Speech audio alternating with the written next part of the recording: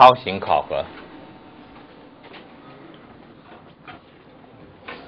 Okay, I'll give you a hint. It's in Africa. Would that help? 53 countries, one of the 53 in Africa.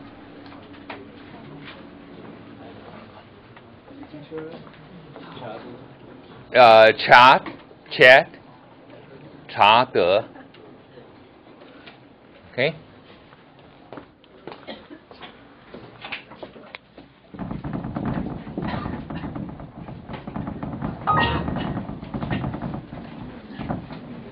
Which I think your university might need this one because some of your students were involved in illegal gambling.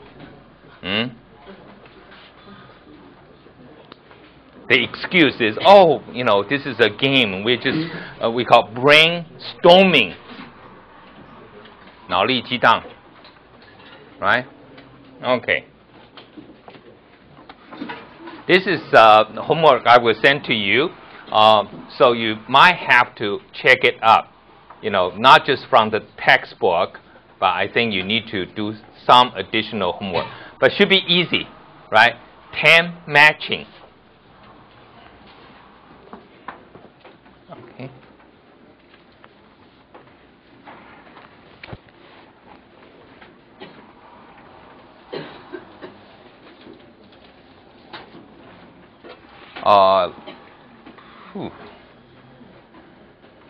I think last week we mentioned here, I want to just re-emphasize, you know, the political culture part. Remember last week I asked you about China? They said we need to have the political culture in order to have democracy. What happened to China? First, China was not unified. So they have according to Chiang Kai-shek, right? I think yesterday was his memorial. Am I right? Chiang Kai-shek yesterday was the 35th anniversary of his passing away. Students are asking me, who is Chiang Kai-shek? Now, Chiang Kai-shek was one of this northern campaign. Do you remember that? China went through a period of what? Military campaign. What do we call that? 军政. And then they said, well, after the country is somewhat unified, then you can introduce constitution. But first, you have to make sure people is ready for that. So do you have a political culture that, you know, people are being educated, people are, you know, being informed? So what do we call that period in Chinese? 训政. We call political tutorage.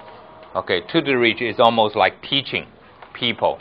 Teaching people how to vote, teach people not to be bribed. So are we still in the period of political tutorage in Taiwan? I thought every election. How many of your parents have been approached, I'll put it this way, have been approached by Tiaka saying, you know, will you vote for us, for my candidate? They send you some little gifts. 没有吗？你们的 parents too educated to be approached? Okay. Sometimes I feel that we are being discriminated during the election time. While I live in Hsinchu, local politicians approach every household. Just skip mine. They know, you know, I don't belong to this place. They know I'm an outsider. I cannot be trusted. But that's a discrimination. Everyone else is making money, right? You know, I need some 便当 as well.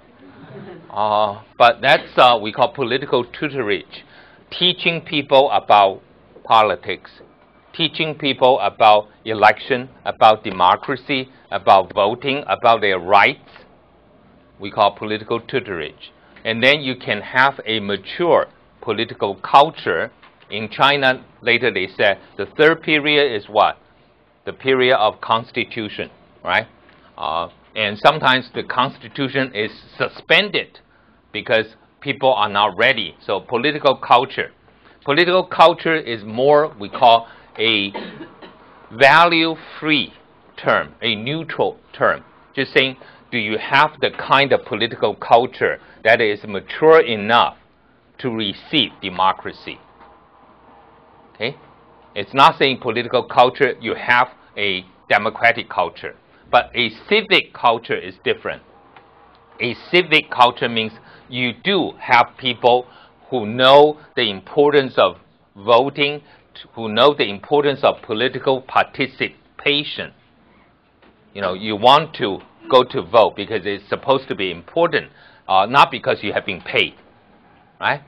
You want to call your parliamentarians because you know your view is important. You want to do some organizing. So that's what we call a civic culture. Means a positive political culture is a civic culture. So are you informed of the issues involved? Are you willing to help, for example, to support candidates and work for candidates? And people say, why do I have to work for candidate? If you believe in his platform, we call, right? 政见, platform. Then you are willing to vote for, campaign, lobby for his vote. So that's what we call civic culture.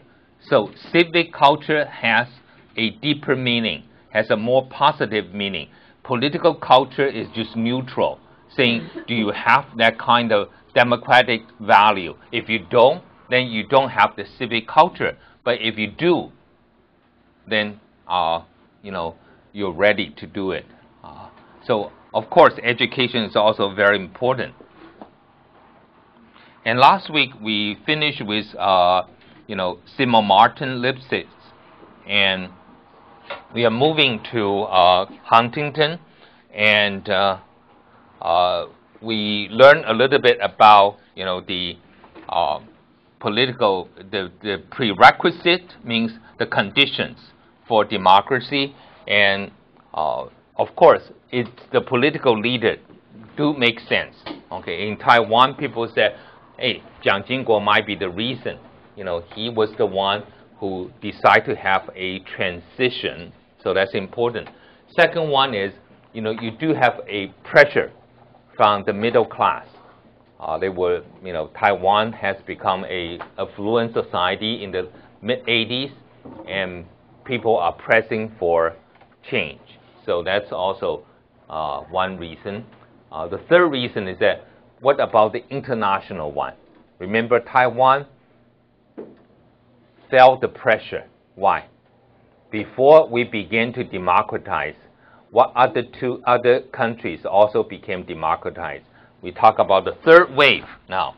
Okay, so starting with 施一方，有在吗？杨立德 Yeah. Okay, do you remember the third wave of democracy?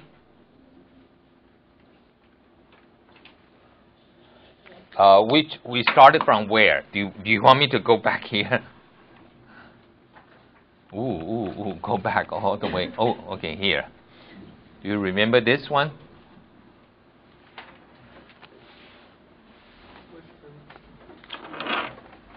Western Europe already democratic, right? Southern Europe. What countries in Southern Europe? Do you remember? Spain, Portugal. Okay. But hey, in Taiwan, I don't think people will feel, well, Portugal became democratized, so should Taiwan. I love, you know, if that's the case, Taiwan's political leader would say, Portugal has nothing to do with us. Portugal is in Europe, right? Europe has European culture is different. So there is no need for Taiwan to democratize. But what about the next group? What about the next group? Okay, let's try 叶家豪.在吗？罗玉、李俊德。Yeah. What about the next group? After Southern Europe, which region? Latin America. Okay, now, question here. Do you think people in Taiwan care about democratization in Latin America? You know, they, oh, Latin American, they're so romantic. That's the reason they suddenly fell in love with democracy. You know, it's not going to last for very long. So why do we need democracy? Right? And by the way, Latin America, I think we have some students here from, you know, Paraguay, from Latin America. The furthest from Taiwan, you know, Taiwan is closer, Europe is closer than Latin America. North America is closer than Latin America, especially South America. So far from Taiwan. And different culture. And maybe people can say, oh, they also have a predominant, you know, it's predominantly Catholics. So when Portugal and Spain, two Catholic countries, became democratic, they felt they need to. So again, I don't think Latin America is going to make an impact on Taiwan at the time. But the next group, East Asia. So which countries in East Asia became democratic that we felt we have to do something? Chen Yongyuan. Okay, which country in East Asia we became democratized? We felt we have to do something.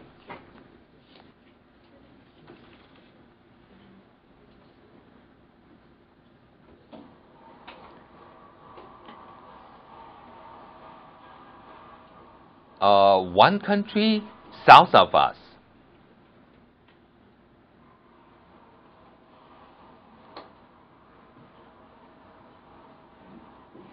Which country is south of Taiwan? I just got back from Kending. That's another country. Wow, it doesn't look like Taiwan, you know, with so many people, different kinds of people. By the way, Kending is a new country, I think. You know, the spring break is so different. Kending reminds me of Florida during the spring break now. The beach, the party, the bikini and everything. Yeah, the Philippines. Okay, now, Philippines in 1986, one of the political leaders returned from the United States and tried to campaign for election and challenging Ferdinand Marcos. Marcos 是总统. Ferdinand Marcos, M-A-R-C-O-S. And he was shot at the airport by the security. So the Filipinos, people protested and somehow they ousted Marcos. Marcos left. I would love to do that. You know, like in exile, where do you go for exile? Marcos went from the Philippines to Hawaii. I think that's an upgrade. From the Philippines to Hawaii. Okay, weather very close. But anyway, he was forced to exile, and then Mrs. Aquino, okay, the widow of the assassinated leader, she was elected. So Philippines in 86, 87, 86 became democratized. That's very close to Taiwan. And then also in 86, 87, Korea, okay, began democratization by having we call popular election of president. What do we mean by popular election? Zhu Junwei. Yeah. What do we mean by popular election? To choose someone who is more popular? Popular election of president.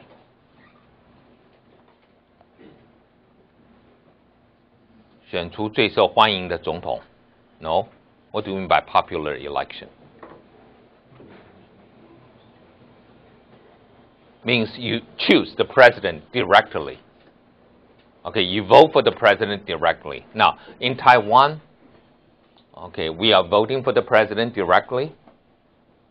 Now, before that, who chooses the president? Oh, he decides himself, right? So 于右任、吴三连、赵立连，江开穴 said, "Oh, I'm going to be, I'm going to be president again." 于右任，我又再担任一任，然后第三任吴三连。Okay, I'm sorry, you don't know who is Yu Youren, right? Yu Youren is a politician before, very famous. Wu Sannian also a local politician in Taiwan. Zhao Linian, maybe you have heard. I'm not sure. She is a English teacher. She's actually a foreigner, right? Americans, I think. So popular election of president means we vote president directly. But before, who voted for president in Taiwan? Yeah, okay, National Assembly, right? We have indirect election of president. South Korea also has an indirect election of the president since 1970s. Before they had one time direct election of the president, but then they have an authoritarian system. They also have a national, almost like a national,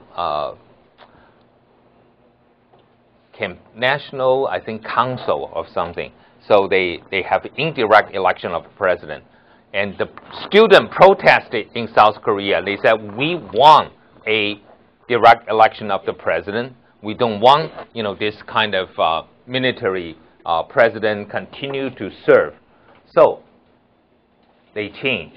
Okay, remember South Korea at the time in 86, 87 was preparing for what? For 1988 Seoul Olympic Game.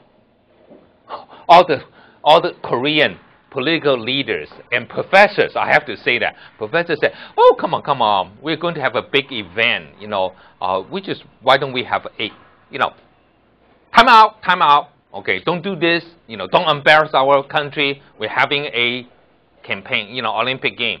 So maybe after that we will talk about it. But the student keep pressing. Eventually, the military government and the chosen candidate of the military leaders decided, saying, fine, I'm going to have the direct election of the president. And then he won the election. How many percent of the votes he won? 36%. Because the kings, the three kings, they divided the other votes. All the, the opposition leader, they said, oh, it's my turn. No, it's my turn. So everybody felt they had a chance. So he won. But South Korea have a direct election of president in 87. And Taiwan in 87 felt the pressure from the Philippines and from South Korea.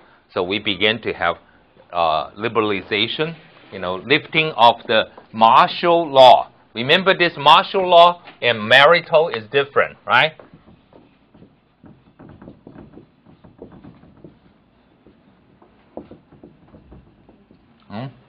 Marital is what? Something of the wedding. Martial law, 戒严法, okay? So we lifted the martial law, and that's how you started. So here, if we look at this one, right? External pressure on non-democratic regimes, international environment. At the time, Taiwan was authoritarian, and we felt we were also isolated at the time. So when there is the international pressure, Taiwan decided that might be the only way to survive is to democratize. Okay? If we don't, already, most of the countries are recognizing China, and then how can we separate from ourselves from China? Democracy, right? So that's how we do it. Okay, the fourth one, the cultural factors, the civic culture. After the period of political tutelage, right, the cultural factor. Now, dependency perspective, looking at democracy, they will say, hey, wait a second, we don't believe in those transition. that the military leader, either they became president or they control the civilian behind the scene. We call, what do we call? You know, the puppet, right? They put up a civilian front. Okay? Now, I still remember this, after the assassination of the Korean president in '79, there is a civilian president, who is so weak, I think everybody knew that. He was being controlled by the military. And even that, the military said, we still think maybe we should be the real president. So they remove him. So strong civilian control of armed forces, that's important. Otherwise, that's not real democracy. You go to different countries, you will find some countries, military very powerful. They would decide whether that democracy can last or not. Okay. Example will be in the 80s and 90s, El Salvador in Central America. Turkey is still somewhat in the 1990s, throughout 1970s and 90s. And then South Korea until 1990 is still very powerful, the military. In Taiwan, not so. Other countries like Thailand right now, still very powerful. People still go back. So you don't have a civilian control. Why? Because I think the dependency people felt the military can always be used by the core country to serve the interests of the core. You remember core and periphery? Okay? A lot of the armed forces are being trained by the core, and they are provided sophisticated toys by the core. You understand the toys, adult toys, all those tanks and weapons. I mean, you know, the kids are playing with toys, but the adults are playing real toys, right? And most of them made by the core. And so the core, you know, in order to sell some of the things, they will purposely, we call, cultivate the favor of the armed forces. So that's one very important one for the dependency people, because armed forces is very likely to be connected with the first world and can be used as an instrument of the first world to suppress the third world. Okay? I love this Secretary of State of the United States. His name is called Kissinger. I think he's still alive. Henry Kissinger. Okay, Henry Kissinger. Kissinger is like someone is in the process of kissing. Right? 正在接吻者. Kissinger. Now, Kissinger said something really interesting. He said, we cannot just sit here on the sideline. Sideline 就是在什么？我们叫做场边看戏 and watch a country turn communist because of the irresponsibility of the people. Means we have to intervene. We have to get their military to somehow intervene. You know, even if a country elected a communist or a socialist leader, you so stupid. How can you choose someone? So we have to intervene. So that's Kissinger's idea. So can never trust the armed forces. Okay, they are mostly right-wing, right? Very few left-wing military. Okay, second one is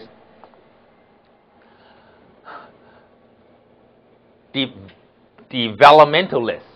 When they talk about democracy, last week, what do we talk about? Oh, we like press freedom, freedom of speech, freedom of assembly, freedom of religion. Also talk about democracy, voting for dependency people. They said, hey, that's good human rights, but that's not what the human rights we want. We want real human rights. It's economic equity. What do we mean by economic equity? 罗志远有在吗？Okay, what do we mean by economic equity?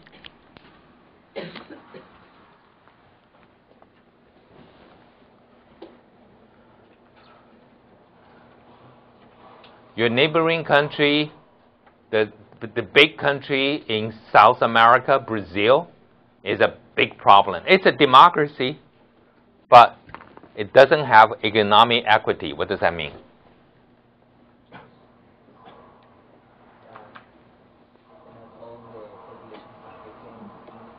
What, not the same. I don't think people can.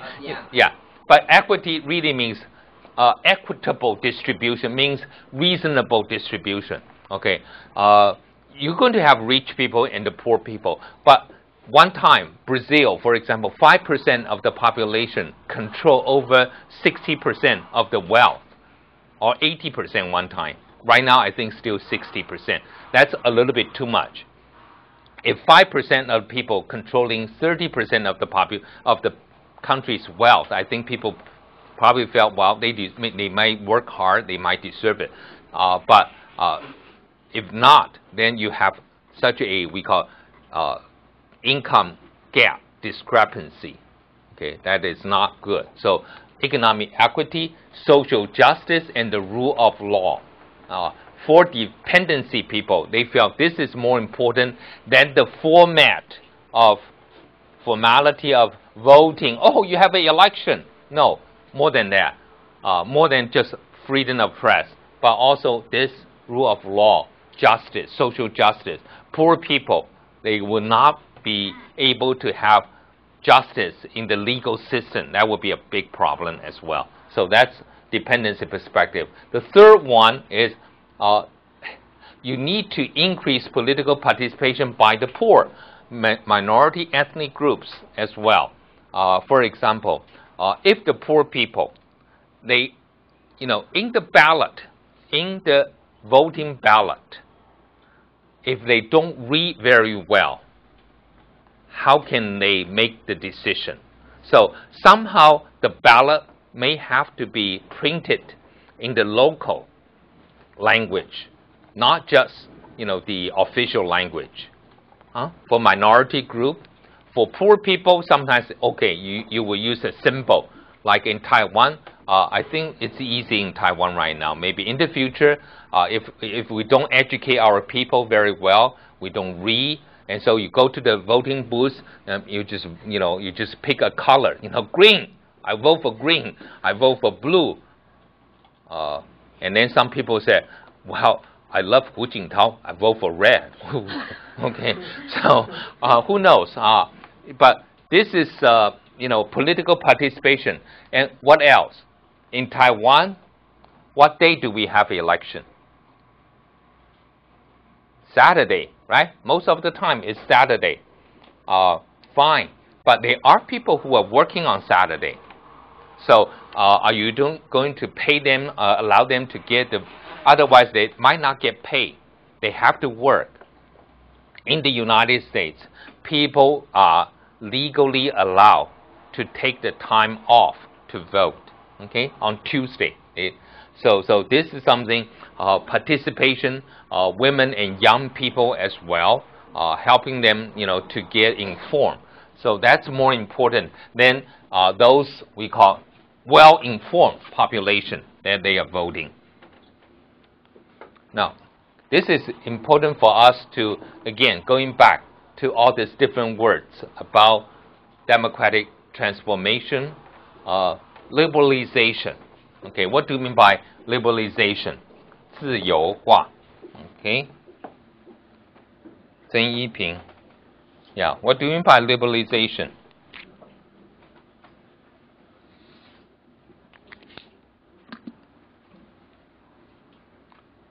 Oh, in Taiwan, it's like all the girls in high school, you no longer have to keep your hair so short, huh? Or divide it, part it in the middle.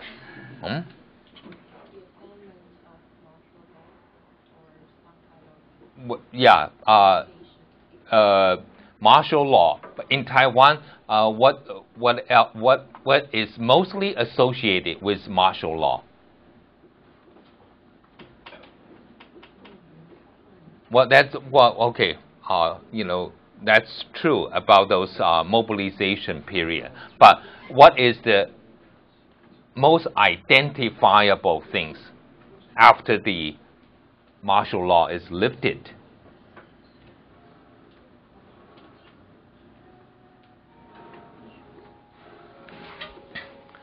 I don't think you know that. During the martial law period, we only have few newspapers. Okay, 3 dailies, I think, few evening news. And they also have limited coverage. They said you cannot have more than 8 pages. So freedom of press, okay, freedom of assembly, those that we call liberalization, allow people, right, the right to freely inform, to move around. Those we call liberalization. The control of the government over people are no longer there. So that's what we call. And also, I think the hair is very important, don't you think? How many of you, remember your mom's picture of parting in the middle, and then this, and then we have some Taiwanese student, unfortunately, with curly hairs, and the disciplinarian would say, "You cannot perm your hair." No, but it's natural, right? They say you cannot perm your hair. Okay, so there are a lot of problems there. Okay, let's take a break here.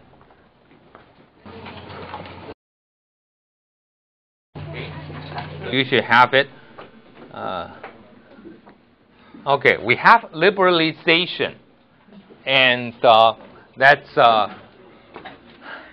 people have been free from government control. Okay, that's what we call liberalization. In addition, okay, to freedom of assembly, freedom of speech, we also have freedom of press, right? And freedom of movement. So that's liberalization. And then we call democratization. Democratization really means that all the political institutions, institutions like parliament, like president, they are being directly elected by people. So political parties are allowed to campaign for those offices. People can put themselves up for political competition. People can go to vote without being intimidated. Okay. I'm not sure in Taiwan people will feel being intimidated if you vote for someone that is not the government party candidate, ruling party candidate. Okay? Last time I mentioned to you in Nigeria, when I observe election, right? If you only have 2 candidates, one on the top of the ballot, one at the bottom of the ballot, and when you vote, you have people with machine guns sitting 5 feet from you and knowing whom you're voting, I call that intimidation. But in Taiwan, I think, I've been only intimidated once in Hsinchu, right? After I voted, I came out, I waved my hand to my friend, and they said, "You are asking him to vote for number 5 candidate. So what do you do?" Said, that's for number 2 candidate. So you cannot say this, right? That's number 1. So what do you do?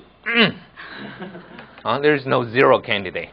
Okay, so usually, but that's intimidation. So democratization means the process and the institutions are both open and being free to contest. People can organize and compete. But you have to have a democratic transition. Democratic transition, for example, a period. First, maybe people have to discuss what offices do we have that will be open to direct election. Of course, your representative should represent you.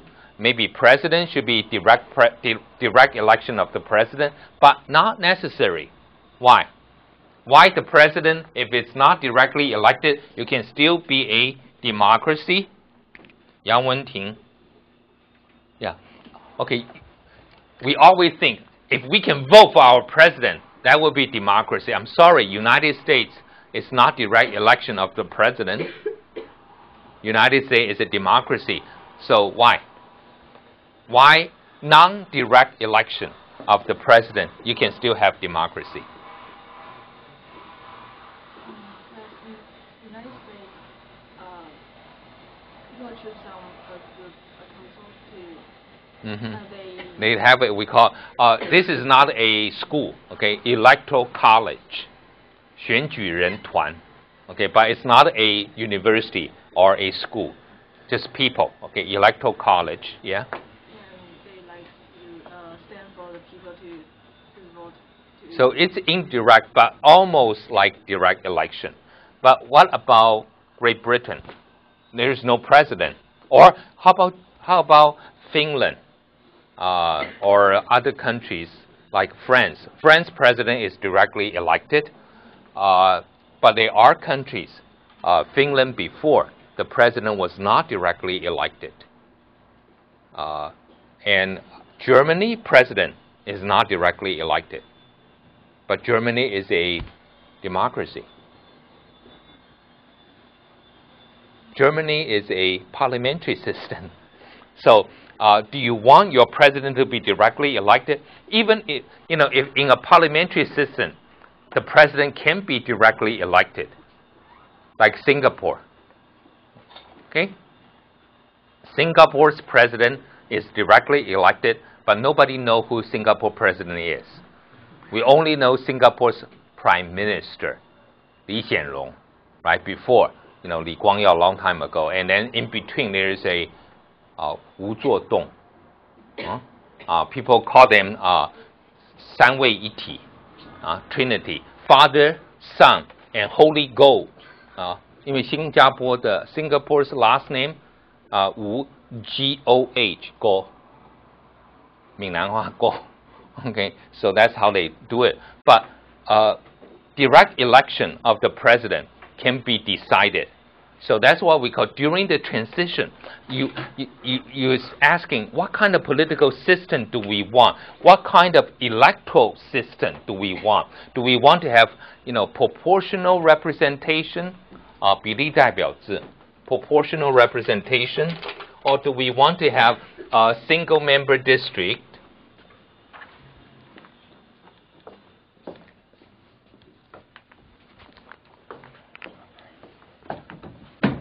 So this is we call democratic transition.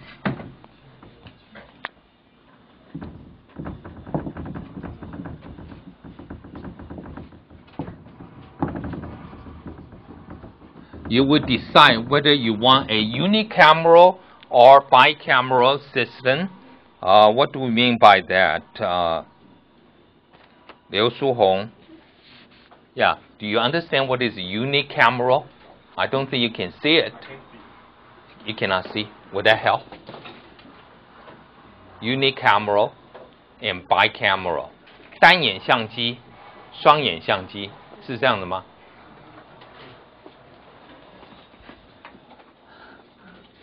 Unicameral.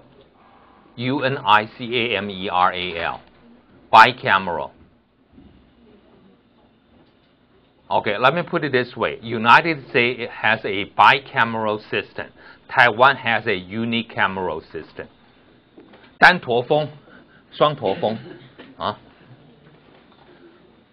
What is it? Well, close, but not. 双首长应该叫做半总统, semi-presidential. But here, unicameral means what? 单一国会. Okay, we have only 立法院, right? But in the United States, what do they have? The Senate and the House of Representatives. In Great Britain, what do they have? House of Lords and House of Ladies, right? No, House of Lords and House of Commons. 平凡人, 下议院, 上议院, Okay, so you understand. In Japan, for example, what do we have? House of Councilors, that's 参议院. House of Representatives, 众议院. So a lot of countries have this bicameral, but you have to decide what do you want. Okay, what kind of electoral system? This is a legislative system, right? Or we call parliamentary, legislative. But what kind of electoral system do you want? You want, we call proportional representation.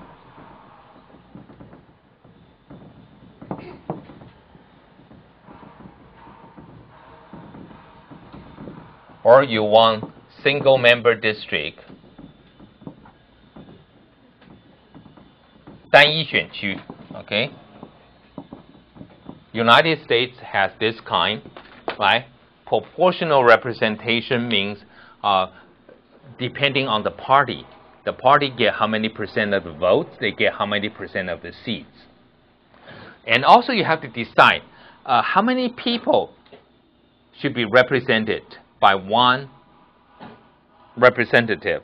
So here, Liu Yulan. Now, can you tell me in Taiwan, how many people do we have a 立法委员? Like you have to have how many people in order to qualify for a 立法委员? Okay, think of this. You live in 新竹 now, right? How many 立法委员 in 新竹 city?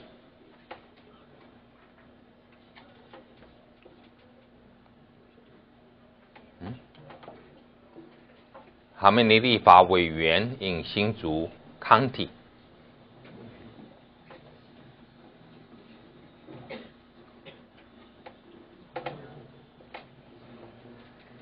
Do you know? You don't? Okay, where is your hometown?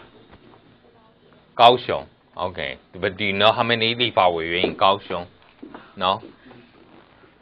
I can tell you.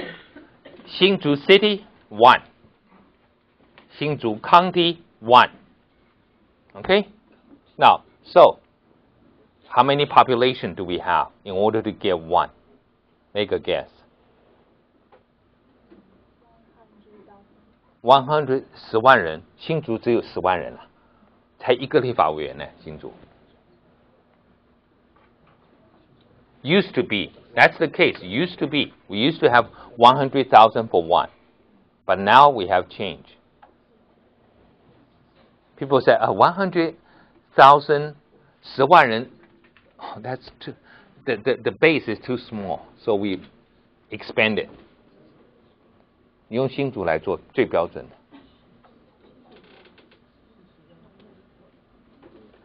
300,000. Okay? But if your population is lower than that, then fine, you still get 1. Like Mazu, 4,000, they get 1, right? But Taipei, you know the population you calculated, we have I think 8 立法委员 in Taipei City, so population maybe 2.4 million voters. So that's how you count it. 300,000. Okay. Electoral system. That's when you have to decide. Again, someone said about 双手掌制. Right? That's also transition. What kind of system do you want? Do you want a parliamentary system? Do you want a presidential system or a semi-presidential system? 总统制、内阁制、半总统制，或双手掌制, right? So those are the period of democratic transition. Like in Taiwan, during this transition, what do we have in Taiwan in the early 1990s? First of all, the legislative yuan open up for re-election of all the members, not just the few members who were elected in Taiwan. All those members, the astronauts, will retire, right? Do you know the astronauts in Taiwan? The old National Assembly, 老国大代表跟老立法委员，我们叫他们是 astronauts. Why? Because the way they move. when they voted for president. Okay, so that's why they were called astronauts. But they were all forced out. So we have what? We have every members of the legislative yuan being directly elected. And then what else? Taipei mayor, Kaohsiung mayor, the governor of Taiwan being directly elected. And then the president was directly elected. So we might have a period of liberalization from 1986 to 88. And then we have democratization, until 1992, 1993, and then, the democratic transition all the way to 1996, period. Democracy, direct election of the president. So some countries take longer for this transition. Some African countries, what happened? Military coup. Oh, go back again. Start from liberalization, democratization, and then again. So they always have this democratization. So the first one, democratic consolidation, means democracy is deeply rooted. Okay. In other words, there is no return. Democracy is the only game in town. No other choices. People will not say, hey, I think, before was better. Non-democracy was better. When you have a culture, like everybody in Taiwan, when we look at, maybe we have corruption, we have bribery, we have ethnic conflicts, everything, but nobody said Taiwan should go back to one-party rule. Okay, so that's what we call democratic consolidation. Means democracy is the only game in town. Okay, remember. Secondly, there is no return. Okay, even though people might not like it, most people accept it, and you have to show that you're going to have multi-party system, not a single party, when you have, we call, alternation of party in power. Now, what do we mean by alternation? Alter, A-L-T-E-R, 叶腾辉, 翁颖之, alternation, 替换. Okay, alternation of party in power. 换拖了，是不是这样的？有 hopping the party， 去参加各种的 party， alternation of party， 什么意思 ？alternation of party in power， 政党轮替 ，OK？ And most people would say the two alternation of party in power. What does that mean? Two alternation of party in power. 二次政党轮替 Okay, Taiwan, for example, in 2000, we have one time, right? One party alternation, alternation of party in power. And then 2008, we have a second one. And people say, once you have two alternations of party in power, you are basically consolidated. There is no return. No? Like the river flowing from to the east, right? 什么大江东去, Okay, so that's democratic consolidation, and then deepening of democratization. People would say deepening. What does deepening mean? Li Qing'en, deepening. You understand deepening? So what do you mean by deepening of democratization?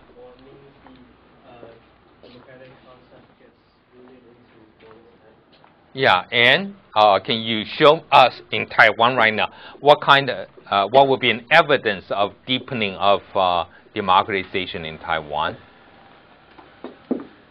What are the areas we need to improve in Taiwan? Maybe in the mountains. In the mountains, we need to what? Do more about the mountains? I mean, we have to have more points to vote. I mean, places to vote. Oh, okay, more voting booths, more, but I think they should have enough. I mean, I don't think it's so inconvenient to prevent them from voting. But what other quality we need to see that? How about less frequency of vote buying? Okay, I think that people will say, well, that's a better democracy if we don't buy votes. Also, how about less accusation of other candidates, based on, unfounded evidence, right? So those are the things people say you can improve the quality of your democracy, deepening, democratization. People are more likely to vote. People believe in the system, very similar to democratic consolidation, but 深化民主, okay, make it better. And finally, we have this term we call democratic reversal. 艾尔强, what does that mean? Yeah. What do you mean by democratic reversal?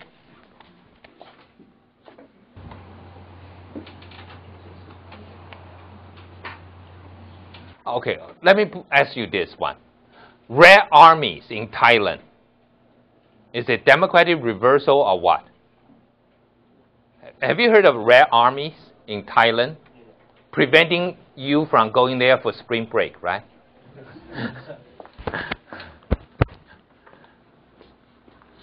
That's the reason, Taiwan encouraged that, so all the tourists coming to Kending.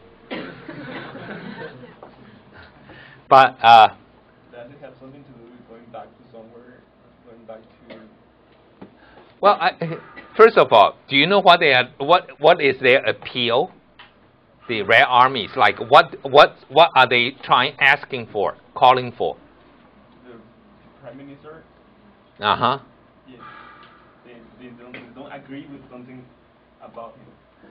Well, the prime minister was put in power by the military. There was no election.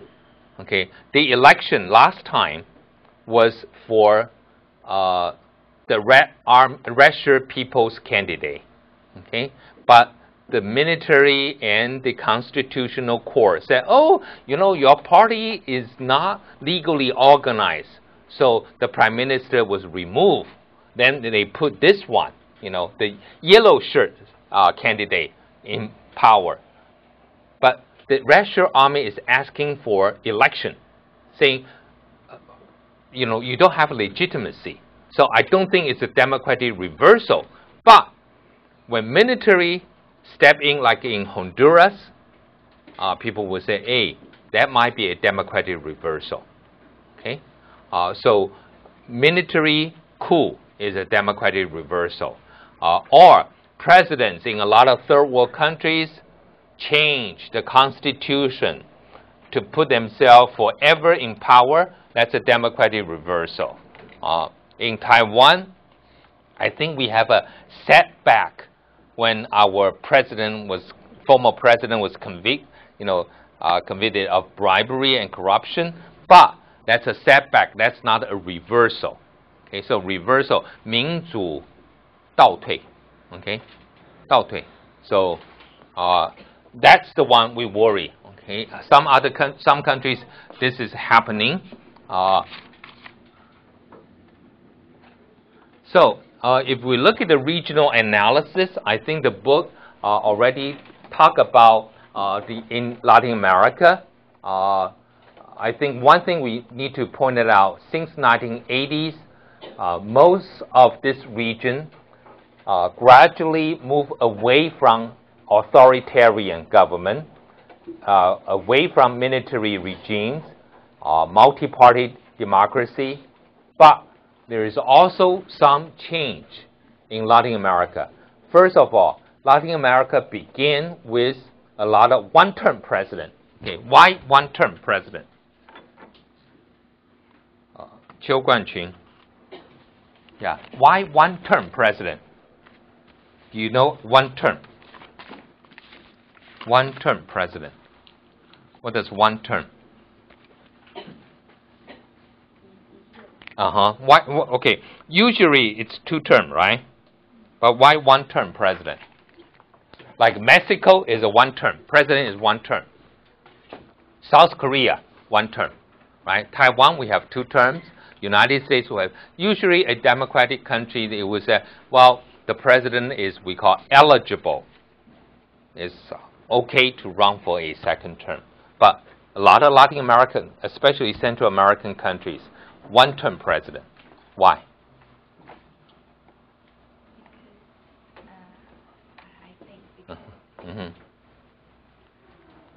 Because they came to the office too old, so they can only serve 1 term. Is that, because they said president can run for president only after you became 60, and then after 1 term you reach the retirement age, 65. No, that's not the case. Yeah. What's the reason? Because the presidential office is not. It's like the cigarette said. Cigarette smoking is harmful to your health. Being a president is dangerous to your health. So 1 term, right? 是这样子讲吗？抽烟有害于身体，担任总统对健康无益。Why? Why 1 term?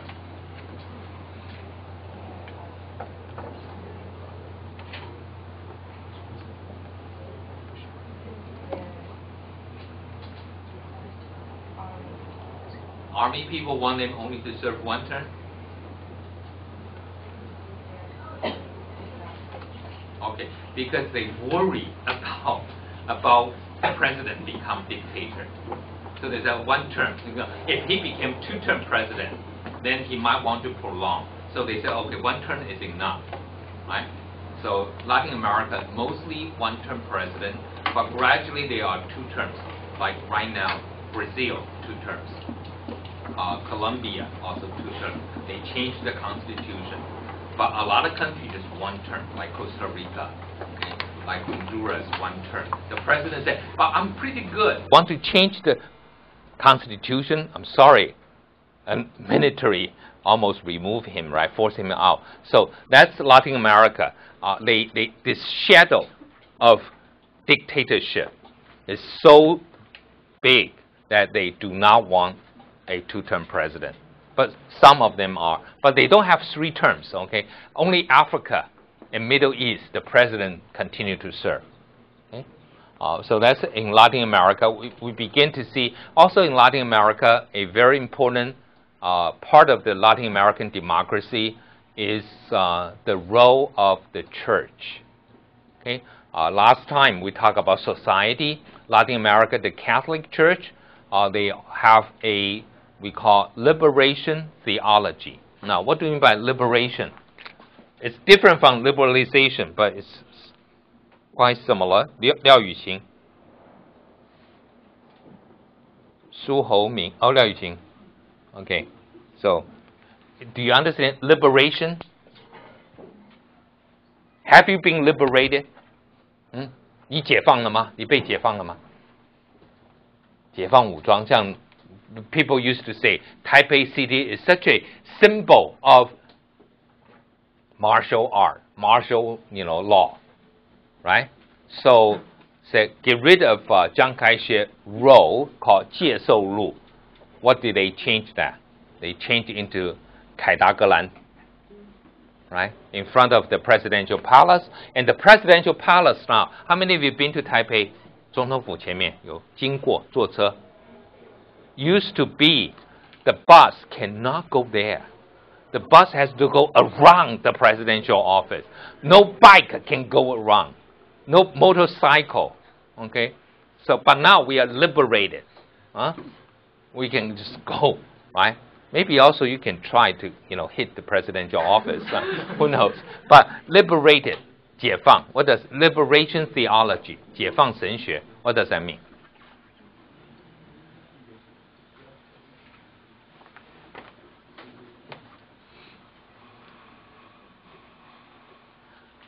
Theology is not supposed to deal with the real problem. But the priest in Latin America look at the society and then say, we cannot talk about, their life, after death, when they don't have a good life here. So we have to do real social work to help them move away from poverty, from being, we call oppressed by the elite. So 解放神学, liberation theology really means to go into the society and helping people. So they are opposing the military. They were opposing the authoritarian rule. So Latin America, the church play an important role in that. Okay, Sub-Saharan Africa, it's not just the church. Some of the church, of course, in South Africa, for example, Desmond Tutu, the Archbishop, is very important. Tutu, T-U-T-U. Okay, so that one is very important. In Malawi, in other countries, the church also asked the government to democratize, to liberalize. But there's another thing in Africa as well as in Taiwan, we call national conference, which is also instrumental. 是很重要的推手. Now, what do you mean by national conference?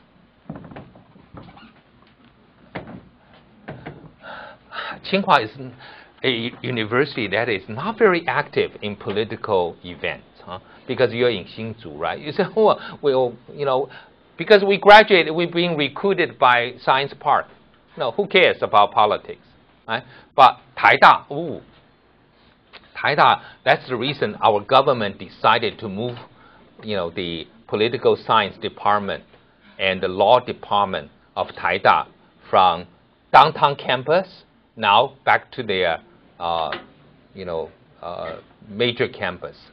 他们现在台大的法学院政治系、法律系本来是在徐州路，离总统府跟立法院太近了，现在盖了一栋新的楼，把他们搬到台大校本部去。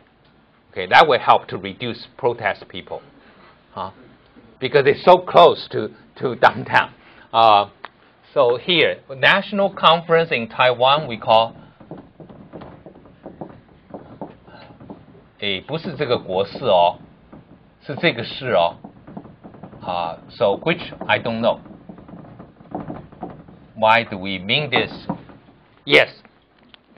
Say yes to your country. So we want to find someone who is a Chinese major. Unfortunately, no one in my class is a Chinese major. So we're going to try 人社. Okay. 张佩琪. Yeah, what is 国事? What does that mean? 国事是不是？你是不是一个国家？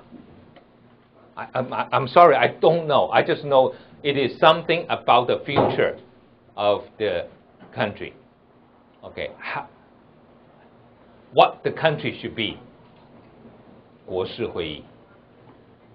Because 国事, the first one, is talking about the affairs of the country. Like, something happened. But 国事, the next one, is about the direction. It's about the bigger picture of the country. So, national conference in Taiwan, we have students talking to our former president Li Denghui, said we want direct election of the 立法委员, right? In Africa, the same thing. But Africa is it's not students who are the ones who organize this, saying, politicians, come sit down, listen, we want to have election, we want to have democracy, multi-party democracy. It's the elders, the tribal groups, the 部落的叫什么长老 okay, elders, right? They are powerful people, have influence in the society. So they are calling for conference, national conference in Malawi, national conference in Benin. I don't know whether after the map test we will help you. Where is Benin? Li Yuxing. Chen Ziling. Do you know where is Benin? B-E-N-I-N.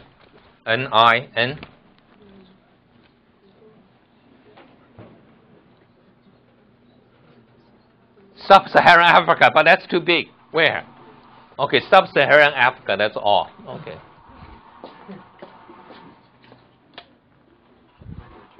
Can you, this whole region, right? This whole area is Sub-Saharan. Where is Benin? About where?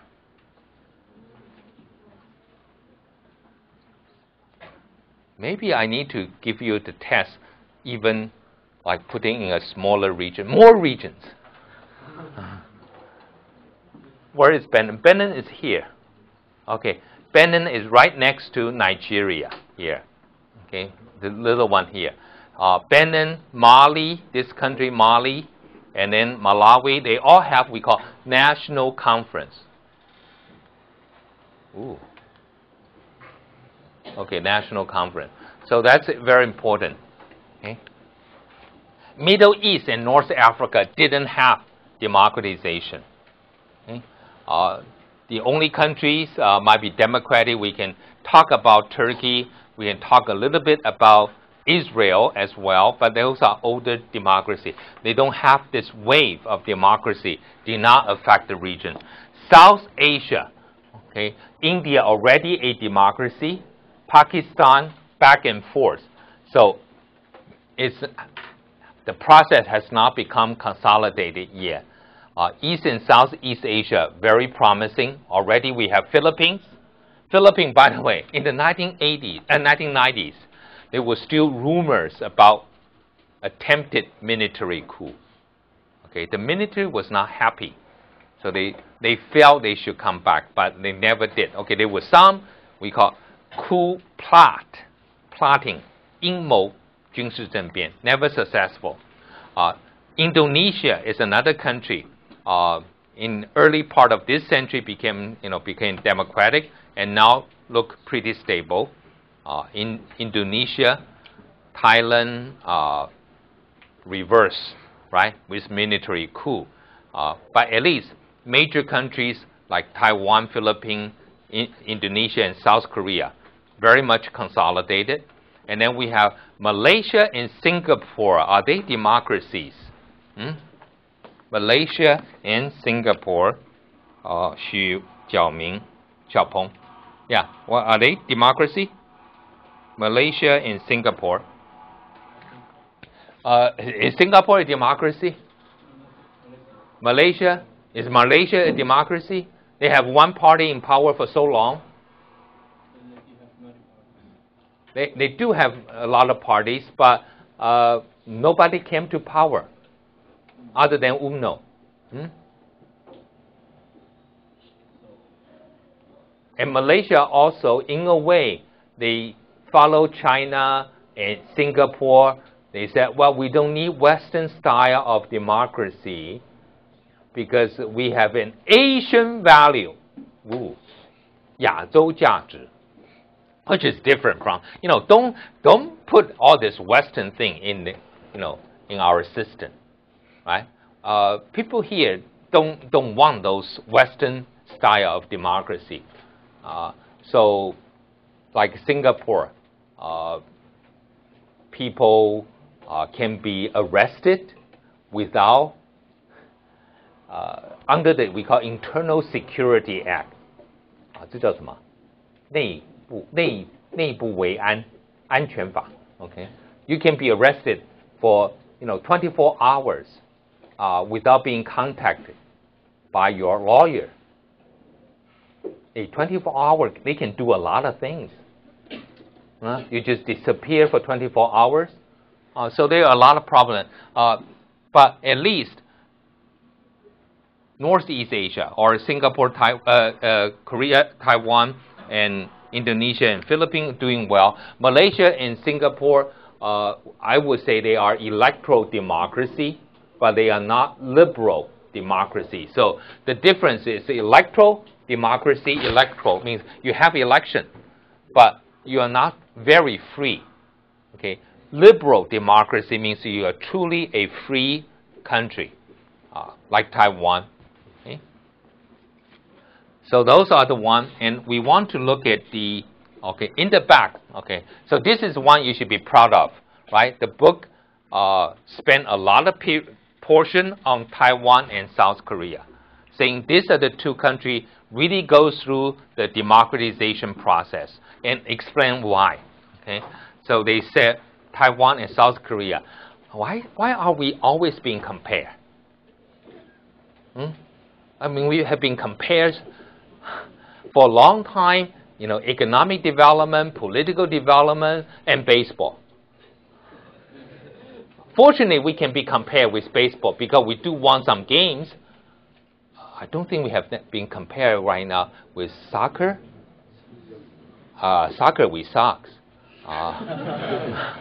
What about basketball? No, I don't think we can beat South Korean team now. Maybe sometimes they send a college team. We can do that.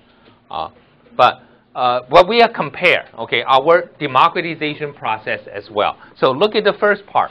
Okay, they said both countries are regionally military-dominated government. Okay, South Korea is really people with uniform, but so is Chiang Kai-shek. He just didn't wear uniform in Taiwan. He changed Junzhuang to Zhongshanzhuang, right? But military, right? Still very much military. And also, you go back to look at the KMT.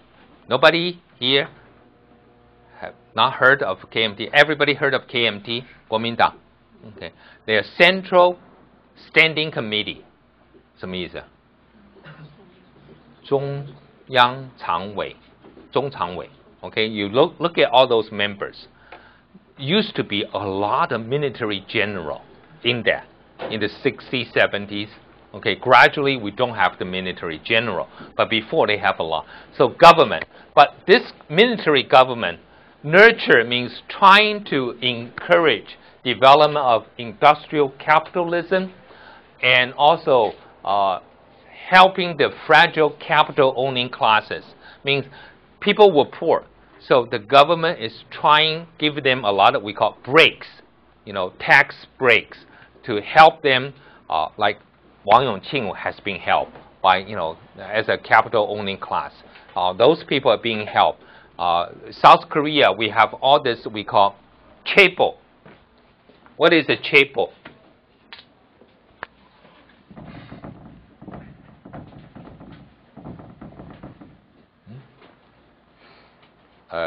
Cai fa. Okay, 大企业. Okay, give me one in South Korea.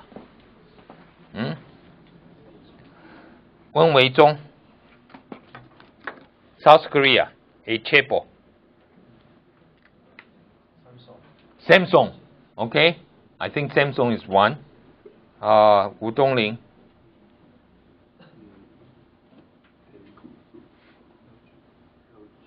LG. Okay. Have you heard of this automakers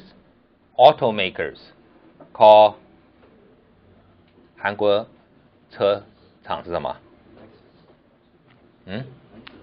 ？Lexus. No.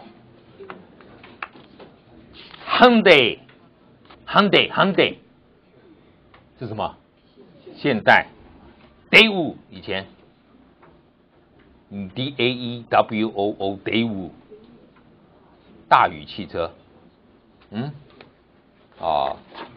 Korea has a lot of big chaebol. Okay, so government help them a lot, right? So those are the ones have been helped by the government. In Taiwan, I think the government doesn't help the big one. Yes, we do have few big ones, even including today's electronic industry. But before, government helped a lot. We call small and medium size, especially those kind. Okay, the second one, they said Taiwan and South Korea, very similar because we were non-democratic, and they do help taking a number of very important political and economic functions to help the growth of capitalism. But most important one is they, like core countries and periphery, Taiwan's core associate with the core of the world, of the capitalist world, and suppress Taiwan's revolutionary groups, reforms groups. Like in Taiwan, people say, hey, we need to have two-party. We need to teach people about, we call, class consciousness. Ooh, what is class consciousness? 要上课了，是不是？徐正奇。Yeah, what is class consciousness?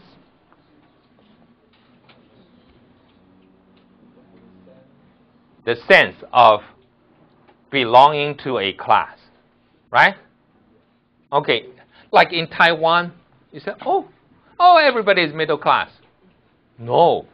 Okay, like I came back to Taiwan from the United States. I work in a university as a professor, living in Taipei. My colleague told me, saying, this is the salary you earn, and you're living in Taipei. You belong to the middle lower class. I said, oh, I didn't even know. So suddenly I developed this class consciousness. So Marxism, 马克思主义 said, sometimes people don't have the class consciousness, need to be told, need to be, like informed, saying, oh, I don't know, I've been exploited, right? So suddenly I realized, 我被剥削了，我都不知道. Right? I belong to the middle lower class, I didn't even know. Okay, now I improve. Okay, after 10, 15 years, I improved to middle class. But earlier, I didn't even believe a college professor is middle lower class in Taipei. Okay, now I know. So those kind of people, if they told you that, then all the workers say, hey, the wage is too low, they're going to fine, right? So the government says, no, you're doing fine. So the government suppressed those reformers of revolutionary groups, right? And then putting all this investment into heavy industry. Ooh, in Taiwan, later we have a group of people in the late 80s that heavy industry, especially chemical industry, bad for you, right? Bad for you. Shame on you. You polluted our environment. Right? But the government don't want that, so they continue to support that. And then gave cheap credit. And this is again, people are saying, why are all the big electronic companies in the science park keep having breaks, tax break? 就是叫什么？这个叫中文叫什么 ？tax break。